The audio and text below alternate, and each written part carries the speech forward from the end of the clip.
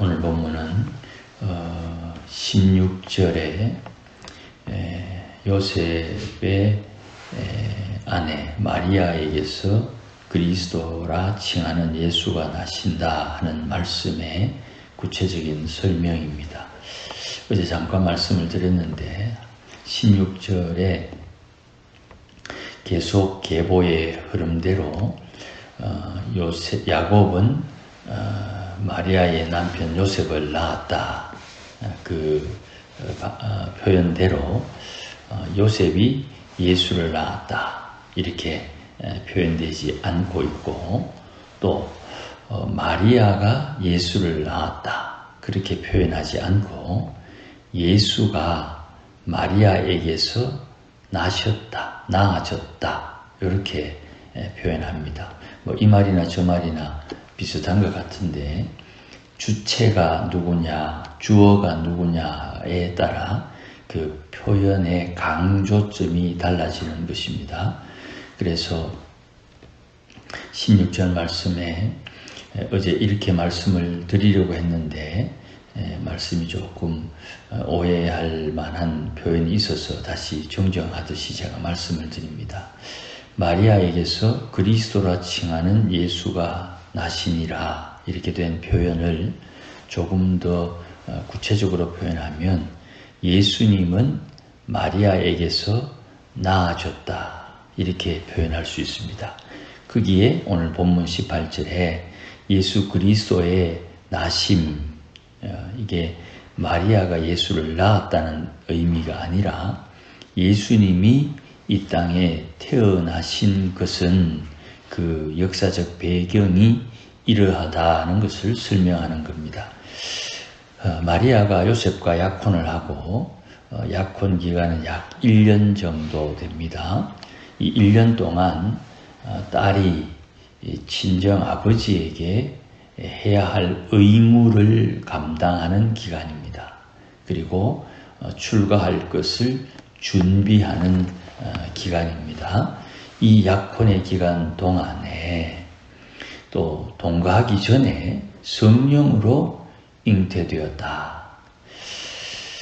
이것을 들은 남편 요셉은 그것을 드러내지 않고 가만히 끊고자 은밀하게 이 문제를 해결해야 되겠다고 생각할 즈음에 주의 사자가 요셉의 꿈에 현몽해서 뭐라고 말씀을 합니다.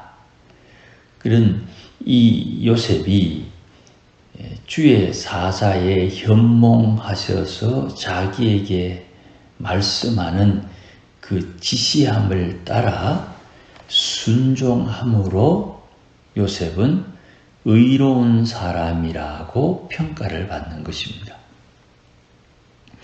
순서가 조금 다르지요. 요셉이 의로운 사람이기 때문에 그냥 마리아하고 관계를 끊어야 되겠다. 왜? 그는 율법에 따라 사는 사람이니까. 요셉이 율법에 따라 사는 사람이니까 율법대로 그냥 마리아에게 아이를 가졌다. 분명 요셉은 저 아이는 내 아이가 아니다. 인간의 상식으로 남녀가 교접하고 난 뒤에 아이가 태어나는데 교접한 사실이 없으니 요셉 입장에서는 율법대로 저 아이는 내 아이가 아니다. 당연하죠. 그래서 가만히 은밀히 이 일을 매듭 짓고자 하는 그 상황에 주의 사자가 현몽해서 요셉에게 그 배경이 이러이러하다는 것을 알려줬더니 요셉이 주의 사자의 지시하심에 따라 순종하였기에 요셉이 의로운 사람이 되는 것입니다. 그 배경이 우리가 생각하는 것과 조금 순서가 다릅니다. 이 일을 주도한 것이 주의 사자의 말씀에 의하면 성령이 하셨다. 자, 처음 이야기하는 겁니다. 성령이 누구냐? 말 그대로 하면 영이지요. 우리 각자가 다 영입니다. 저도 영이고 여러분 각 개인도 영입니다. 그 영인데 이 영이 사람의 영과 다른 구별된 영이 성령이라는 말입니다. 사람의 영과 같지 않고 사람의 영과는 구별된 다른 거룩한 영이 성령이라는 말이에요. 그러니까 성령께서 일을 하신다 할 때는 사람이 일하는 것과는 다르다는 것을 먼저 염두에 둬야 됩니다. 이 성령의 일하심을 알려주는 다른 선지자들, 바울이라는 선지자의 이야기를 들으니 그는 십자가의 영이다. 그는 예수의 영이다. 다른 선지자 요한 사도의 표현에 의하면 성령은 예수의 영이다. 성령은 진리의 영이다. 그러니 이것이 전부 사람과 연결되지 않고 하나님과 연결된 어떤 영, 거룩한 영, 그것을 성령이라 그러고 그 성령을 하나님, 성부, 성자, 성령의 삼위일체 하나님으로 우리가 받고 믿는 것입니다. 이 성령은 우리가 생각하는 것과는 우리의 생각, 사고, 우리의 경험을 초월하는 분입니다. 우리의 계획과 우리가 생각하는 대로 움직이는 영이 아니에요. 이걸 우리가 놓치면 안 됩니다. 그 성령이 하셨다. 어떻게? 20절 맨 뒤에 성령이 마리아에게 잉태케 했다. 잉태케 했다. 이거는 과학적으로 설명이 안 되죠. 과학으로 좀 설명을 할 수 있는 부분이 있는데 그것 역시 창조는 설명을 할 수가 없습니다. 이 이야기를 율법을 따르는 요셉이 듣고 성령이 잉태케 했다는 것을 믿어요. 요셉이. 그러니까 여러분 잘 파악해야 됩니다. 신앙이라는 것은 기록된 하나님의 말씀, 하나님이 우리에게 주신 이 율법을 가지고 우리가 믿는데, 행하는데 이 율법으로 해결하지 못하는 부분을 성령의 개입으로 믿음으로 자라는 것이에요. 그러니 우리에게 성경이 있지 않습니까? 그럼 성경 말씀대로 믿어야지 라는 것은 신앙의 초보가 되는 거예요. 신앙의 초보 위에 성령의 인도함을 놓치면 안 되는 거예요. 그러니 성경을 부지런히 읽는 것 좋은데 성경을 읽는 우리에게 이 성경을 기록하신 성령의 역사하심을 직접 성경 말씀을 통해서 하나님과 내가 만날 수 있어야 되는 거예요. 이거를 설명하는 이가 선지자입니다. 그러니 성경을 읽는 것 읽어야지요. 성경 읽는 것 거기에 내가 성경을 몇 도겠다 그게 자랑거리가 되면 안 되는 거예요.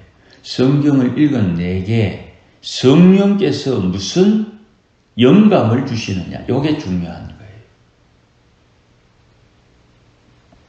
이게 신앙이 자란다 하는 말씀의 내용이 되는 거예요. 그래서 이 성령께서 하셨다는 것을 믿은, 주의 사자가 현몽에서 알려준 것을 믿은 요셉이 마리아를 데려오고 마리아가 출산하기까지 동침하지 않고 마리아가 아이를 낳았더니 이 아이의 이름을 알려준 대로 예수라고 짓게 되는 것입니다. 이 예수라는 이름을 하나님이 주셨지요. 하나님이 주신 이름, 하나님의 이름, 이 이름에 뜻이 있는데 그 뜻은 자기 백성을 죄에서 구할 사람이다. 자기 백성이 지은 죄에서 예수님이 구원해낸다 이 말입니다. 여기에 자기 백성을 1차적으로는 유대인이라고 생각하지만 우리가 어제 살폈던 이방 여인들을 통해서 이루어진 계보, 족보라고 말씀을 드렸지요. 여기에 자기 백성은 유대인뿐만 아니라 하나님이 창조하신 모든 사람이 다 포함되는 것이고 거기에 자기 백성은 예수를 믿는 사람으로 한정되는 것입니다. 그래서 지금 세상을 살고 있는 사람들 중에 누구든지 그 사람의 배경이 어떠하든지 예수를 주의 이름을 부르는 사람은 다 구원을 받는 것입니다. 그 예수 믿는 사람이 내하고 기분 나쁜 사람, 옛날에 내 인생에 큰 피해를 준 사람, 마치 동양사상에 원수와 같은 사람이라도 예수 믿으면 천국 가는데 아무런 지장이 없습니다. 내 기분 나쁘기 때문에 저 사람은 천국 가면 안 된다. 그런 건 없습니다. 그런 마음 씀씀이 내가 기분 나빠도 천국 간다는 마음 씀씀이가 예수님의 마음이에요. 예수님 십자가에서 예수를 죽이고 예수야 네가 그 십자가에서 내려오면 내가 너를 하나님으로 인정해 줄게. 그런 치욕과 모욕과 비참함을 주는 그 사람도 예수님을 믿으면 구원받는 길을 예수님이 열어놓으셨죠. 이렇게 된 것은 선지자가 하신 말씀을 이루기 위함이다. 이렇게 말하고 그 내용을 23절에 이사야 7장의 말씀을 언급합니다. 여기에 처녀가 잉태하여 했는데 이 배경은 북쪽 이스라엘 이사야가 사역하던 시대에 북쪽 이스라엘 위에 그 헤브론 산이 있습니다. 헤브론 산 오른쪽에는 아람이 있고 그 헤브론 산 건너편 너머에는 아수르 제국이 있었습니다. 아수르 제국이 그 시대에 이제 갑자기 나라가 부강해져 가지고 정복 전쟁을 벌이고 있는데 북쪽에서 이제 침범해 오니까 북쪽 이스라엘과 아람 나라가 남쪽 유다에게 세 나라가 연합해서 북쪽에서 내려오는 아수르를 전쟁하자, 내려오지 못하게 하자 이렇게 말할 때 남쪽 유다의 아하스 왕이 너 그래 뭐하겠다. 그 전쟁에 참여하지 않습니다. 그러니까 북쪽 이스라엘과 북쪽 아람이 남쪽 유다에게 침범을 해옵니다. 그때 이사야가 아하스 왕에게 요 말씀을 증거해 줍니다. 그때 처녀가 하는 요 처녀라는 말이 히브리 원문에는 젊은 여자라는 뜻의 단어입니다. 처녀가 아니고 젊은 여자가 그 여인은 처녀일 수도 있고 유부녀일 수도 있는데 젊은 여인이 아들을 낳았고 그 아들이 장성해서 우리 나이로 표현하면 한 17살쯤 될 때 한 7, 8년 뒤에 아하스 왕을 침범하는 북쪽 이스라엘과 아람 나라가 망할 것이다 하는 예언의 한 부분입니다. 그 두 나라가 망할 수밖에 없는 이유는 그 젊은 여인이 낳은 아들과 하나님께서 함께 할 것이기 때문이다. 이런 의미입니다. 그런데 이것이 70인역으로 헬라어로 번역되는 성경에 이 70인역에 이 젊은 여인이라는 단어를 쓰지 않고 동정녀라는 단어를 씁니다. 이걸 지금 제가 왜 상세하게 가르쳐 드리냐 하면 임마누엘이라는 말씀이 하나님이 우리와 함께 하신다는 뜻인데 이 임마누엘이라는 말씀이 하나님이 함께 하시는 것이 누구와 함께 하느냐 하면 처녀가 낳은 아들과 함께 한다는 뜻이에요. 그 처녀가 낳은 아들이 구체적으로 누구냐? 우리는 예수님이라고 딱 지정하고 싶은데 예수님이 지정되는 것 이전에 성령에 의해서 잉태된 자, 이게 중요한 거예요.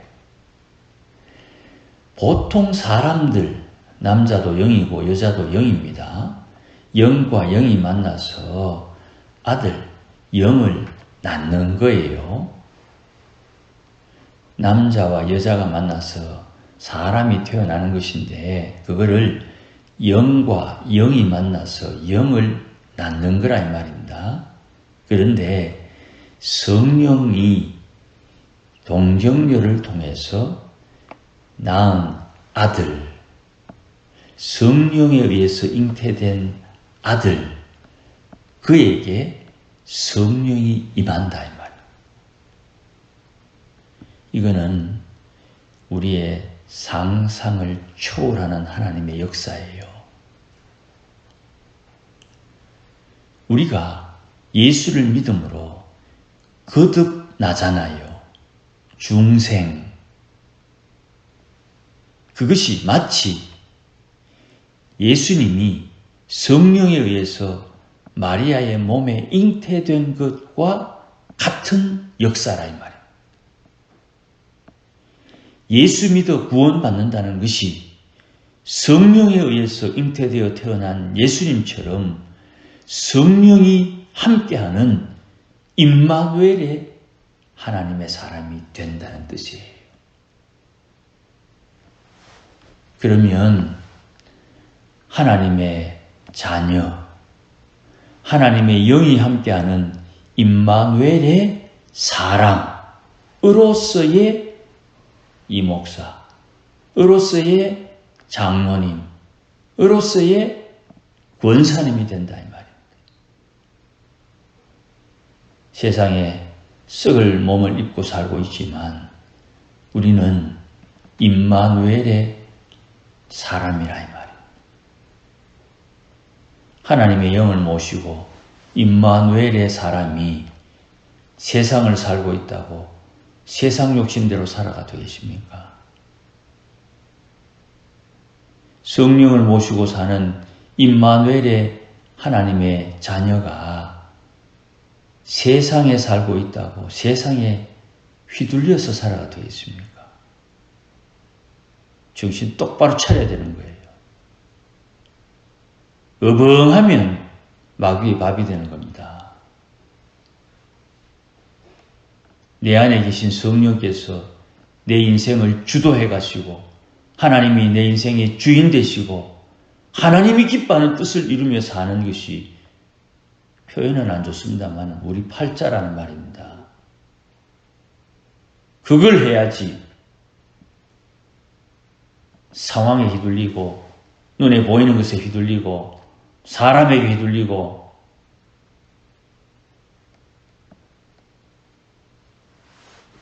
율법을 따르는 요셉도 주의 사자의 분부대로 순종을 해서 의롭다는 인정을 받았습니다.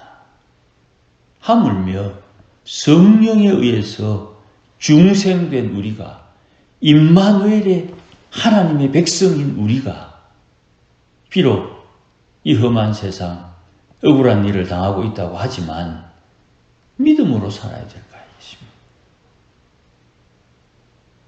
믿음으로 살아야지. 그래 못 살았으면 회개하고 그래 살고 있으면 감사하고 그게 오늘 하나님의 말씀을 접하는 우리들의 처신머리다 이 말입니다. 여기에 직분이 어디 있습니까? 여기에 직분이 어디 있습니까? 목사도 이래 살아야 되고 장로도 그래 살아야 되고 권사도 그래 살아야 되고 집사도 그래 살아야지. 그래 산다 못 산다를 누가 평가합니까? 목사가 평가합니까? 제가 이 교회에 와서 그렇게 평가한 적이 있었습니까? 그럼 누가 평가합니까?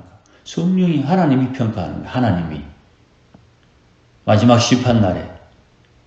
그리고 평가한 대로 심은 대로 거두고 하나님 앞에 준비한 대로 상급을 받는 거예요. 정신 똑바로 차려야 됩니다. 하나님 앞에 준엄하신 하나님 앞에 내가 어떻게 사느냐 이것은 각자의 몫이지만 하나님의 말씀에 따라 말씀 주시는 성령에 의해서 우리의 삶이 인도받아야 되는 것이에요. 이건 잘하고 못하다 문제가 아닙니다. 하나님 앞에 설 때 핑계치 못할 하나님의 심판에 대한 이야기입니다. 거기에 목사 열애 아닙니다. 거기에 장로님 열애 아닙니다. 전 재산을 바쳐도 하나님 앞에 예외가 아닙니다. 누구나 다 그 자리에 서게 될 것입니다.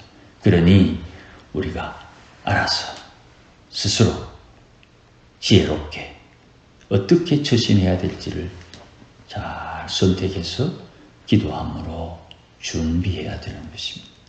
할 수만 있다면 내 선입관, 내 오해, 감정, 들보를 빼야만 하나님의 역사에 제대로 동참할 수가 있는 것입니다. 이 은혜와 복이 함께하기를 주의 이름으로 축복합니다. 기도하십시다. 하나님 아버지 고맙습니다. 귀한 말씀 주의 성령의 인도함을 따라 듣게 하시니 감사합니다.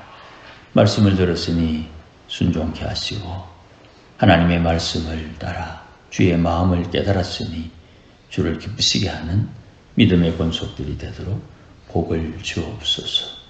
누구나 다 주님 앞에 설 날이 있을 것이니 그날에 하나님 앞에 마땅히 받아야 될 상급 잘 준비해서 하늘나라에서 하나님 주시는 그 은혜와 복을 누리며 살도록 역사하여 주시옵소서. 예수님의 이름으로 기도하옵나이다.